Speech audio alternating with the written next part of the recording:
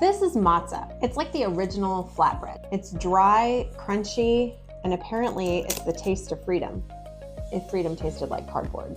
And this is the first of my 4 glasses of wine. Because let's be real, Moses didn't part the Red Sea so that we could be sober the whole time.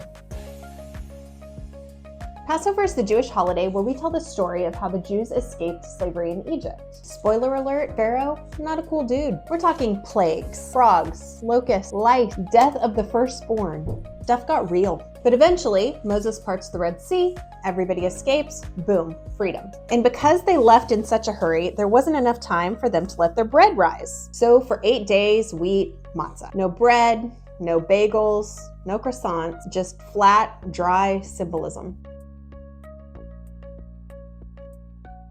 To celebrate, we have a Seder. It's a ceremonial meal where we retell the story, eat special foods, ask a bunch of questions, and drink 4 glasses of wine.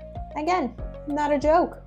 So let me show you a little bit about what's on the table. This is the Seder plate. It's kind of like the Jewish version of a tasting menu, but everything comes with a backstory and emotional baggage. Let's break it down. Maror, bitter herbs. This represents the bitterness of slavery. It's usually horseradish. But warning, it clears your sinuses and your soul. Charoset is a sweet apple wine nut mix that looks kind of like the mortar, because yes, even our desserts are symbolic. Karpas is parsley that's dipped in salt water to remember the tears of our ancestors. Yes, this does absolutely count as your vegetable. Zeroa is the shank bone, which represents the Passover sacrifice. We just use a beet instead because vegetarians. Beitza is the egg. This is a symbol of mourning, of rebirth, and of the eternal tradition of serving hard-boiled eggs at every Jewish holiday. And then there's our orange. It's not traditional, but it's powerful. And in our family, we add it to honor the women and anyone who's ever been told that they don't belong at the table. So yeah, not your average dinner plate. In Hebrew, Seder literally means order, as in there's a specific order for everything that we do. There are 15 steps in the traditional Seder. 15.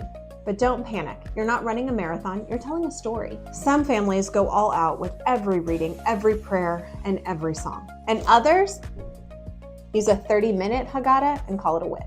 We wash our hands, we dip herbs, we break our matzah, we go over the 4 questions, which is usually read by the youngest person in the family. In our house, we serve the matzah ball soup early. This helps to keep whining to a minimum. There's more hand washing, there's more storytelling, there's more singing, and eventually, dinner. And somewhere in there, we hide the Afikomen.